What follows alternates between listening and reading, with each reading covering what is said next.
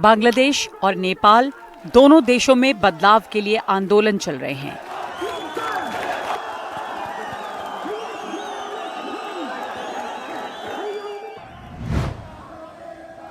ये तस्वीरें 28 मई की हैं, जब खालिदा जिया की बांग्लादेश नेशनलिस्ट पार्टी से जुड़े हजारों नौजवान और छात्र ढाका की सड़कों पर उतरे।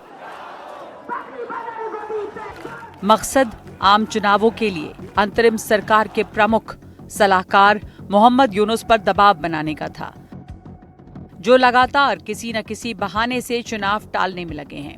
जब दबाव बढ़ता है तो इस्तीफा देने की धमकी दे देते हैं। देश की फौज से भी उनकी अनबन चल रही है।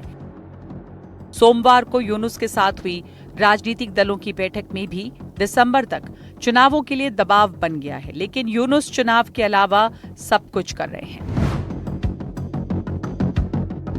जमात इस्लामी का राजनीतिक दर्जा बहाल हो गया है। शेख हसीना की गैर मौजूदगी में उनका ट्रायल हो रहा है। शेख हसीना की पार्टी पर पाबंदी लगा दी गई है। बांग्लादेशी करेंसी टका से शेख मुजीब का फोटो हटा दिया गया है। अल्पसंख्यकों पर अत्याचारों की कोई सुनवाई नहीं। महिला अधिकारों को लेकर उनके वादे अब तक अधूरे हैं। इस दौरान कट्टरपंथियों का दबदबा काफी बढ़ गया है और मजदूर अशांति भी बढ़ रही है। देश के कारोबारी संगठन बिगड़ती अर्थव्यवस्था के लिए यूनुस को ही दोषी ठहरा रहे हैं।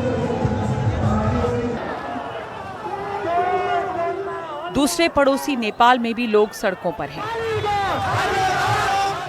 ये तस्वीरें राजधानी काठमांडू की हैं, लेकिन देश के कई हिस्सों में राजशाही की वापसी और पूर्व राजा को फिर से देश का प्रमुख बनाने की मांग हो रही है। 2008 में नेपाल से राजशाही खत्म हो गई थी। इससे पहले 2006 में उस वक्त के राजा ज्ञानेंद्र के खिलाफ देश भर में आंदोलन हुए थे।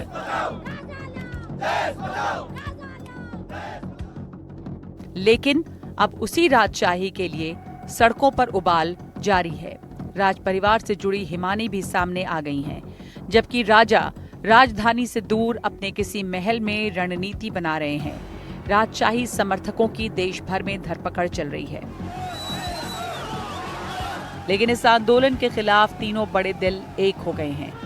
सीपीएन, यूएमएल नेता और प्रधानमंत्री केपी शर्मा ओली, नेपाली कांग्रेस के शेर बहादुर देउबा और माओवादी पुष्प कमल दहल प्रचंड ने एक बैठक करके राजशाही के लिए चल रहे आंदोलन का मुकाबला करने का फैसला किया है। लेकिन पिछले साल से गति पकड़ने वाला ये आंदोलन छोटे शहरों और कस्बों तक फैलता ही जा रहा है।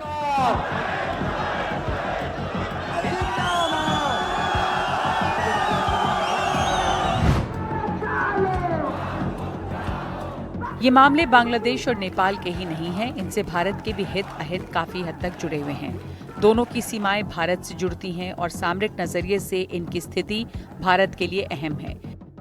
इस क्षेत्र में चीन की दखल-अंदाजी और अहमियत को देखते हुए भारत के लिए ये बहुत महत्वपूर्ण हो जाता है कि दोनों देश किस देश के साथ कैसे रिश्ते रखते हैं और वहाँ कितनी स्थिरता बनी रहती है।